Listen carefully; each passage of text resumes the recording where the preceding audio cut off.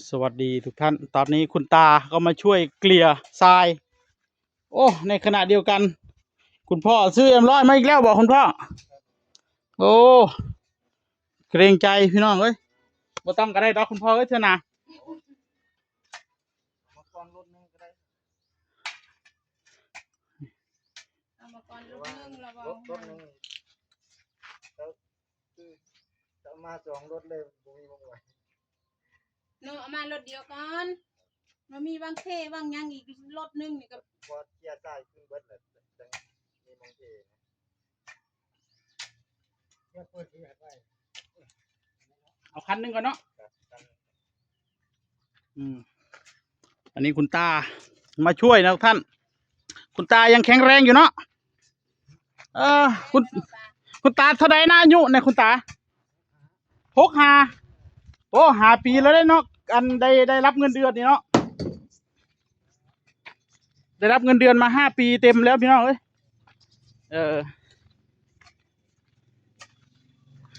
อันนี้คือ1 คันรถ ก็บ่เต็มพี่น้องเอ้ยสั่งมาอีกคันหนึงก็คือสิบ่เต็มดอก แต่ว่าเฮาสิสั่งมา2 คันทีเดียวคุณพ่อบอกว่ามันสิบ่มีหม้องเทคันเทกองกันเลย2 คันนี่น่าสิได้ฮอดพุ่นเนาะพ่อเนาะน่าสิได้เทอยู่พุ่นเดี๋ยวมันสิขนไกลอีกเอาเป็นว่าคันหนึงไปก่อนคันบ่พอก็จังสั่งอีกคันหนึง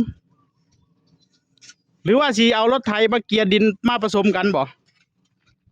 เกียร์ก็บ่ได้อีกเนาะดินเอาขึ้นบ่ได้อีกเนาะ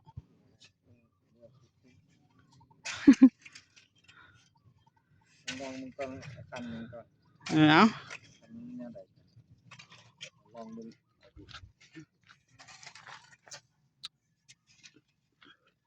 เดี๋ยวผมจะโทรไปสั่งอีก1 คันก่อนทุกท่านเอ้ยเอาแต่เช้านี่มันจะได้เกียร์ไส้ได้โอ้แดดมื้อนี้เขาท่าขนาดเลยเนาะคุณพ่อเนาะเมื่อวานไปเกี่ยวข้าวตาคนไทยบ่ไอ้นิด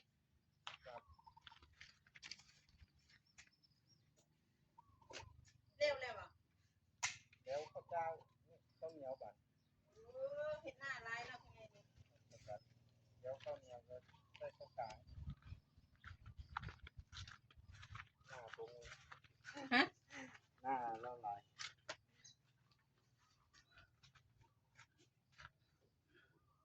เมื่อคืนนี้อัน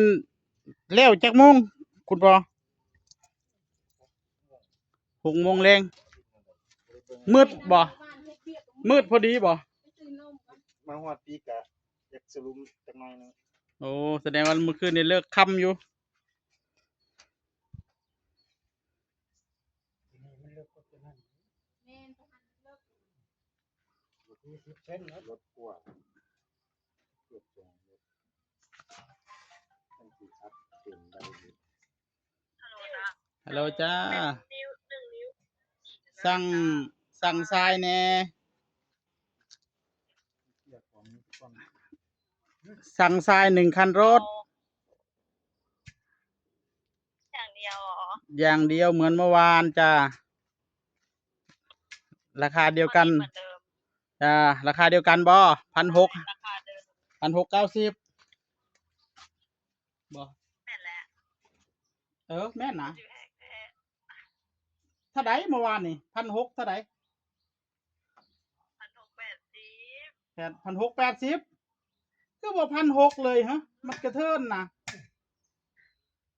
ไม่ได้ มันไม่ได้อีกโอ้ ลดราคาพิเศษให้แล้ว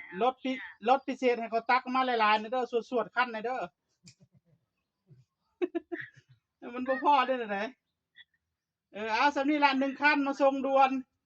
ตอนเช้าช่วงเช้าร อก่อนรถออกไปหมดแล้ว โอเคตามคิวนั่นแหละถ้างั้น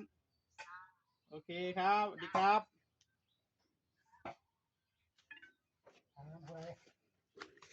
เคลียร์ผมเคลียร์กล่องนี้ออกเบิดซะก่อนเนาะบ่ถึงดอก มันกว่าสิเขามาส่งแม่นเที่ยงคุณบอก พอได้มีมอง คันกระสันเฮาก็จะเฝ้าตัดเสานะ พากันเฮ็ดอยู่นี่ซะก่อนตักทรายซะก่อนเฮ้ยเล่นทรายจะเศร้าเลยเนาะ เฮ้ยนายตาไหวอยู่บ่แม่นมื้ออื่นได้กินยาปวดเอวปวดหลังได้ยะ แม่นมื้ออื่นตาเราเจ็บหลังแล้วได้เราลุกบ่ไหวแล้วเด้อเบาๆเด้โอ้คุณพ่อฮู้จักเฮ็ดตัวน่ะเอามือเชือกมาเออเขาท่าตัวโอ้ฮู้แล้วสูตรตักทรายนี่แบบนี้ตัวนี่เออว่าอยู่มัดเชือกเฮ็ดหยังวะสงสัยอยู่ว่าหั่น โซ่ นี่พี่น้องเอ้ยนี่คือสูตรลับ โซ่ตาน้ำ อืมเสียดายมันไกลโพดครับมันใกล้ๆในสิอันขี่รถไถน้อยค่อยมาอยู่ดอก เอารถไถย่อยยู่ได้อยู่นี่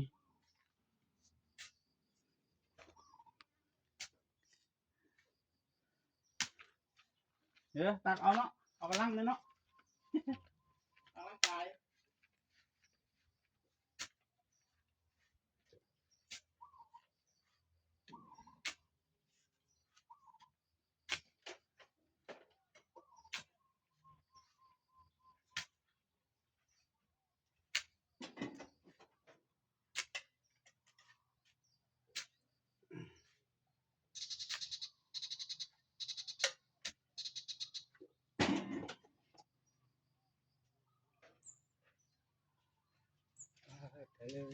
จริง รถเอาไปเทให้แบบมันสิคว้ำเมื่อวานนี่ก็อยากเทก็ขึ้นไปก็ได้เอากระบอกกล้ายกดำมันเอียงเด้รถเอียงมันยกดำบ่ได้เด้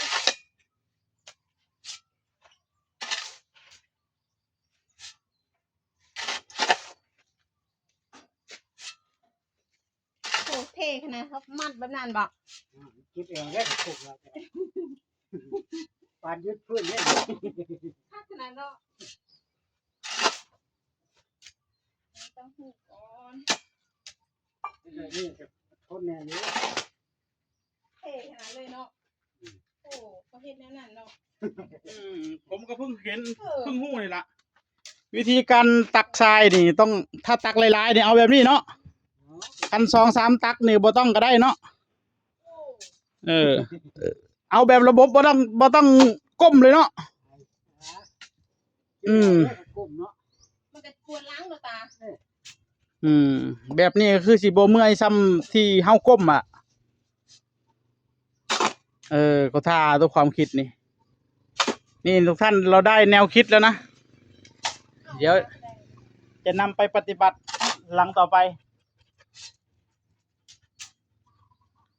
โอ้คุณตาก็แข็งแรงอยู่ตัวนี่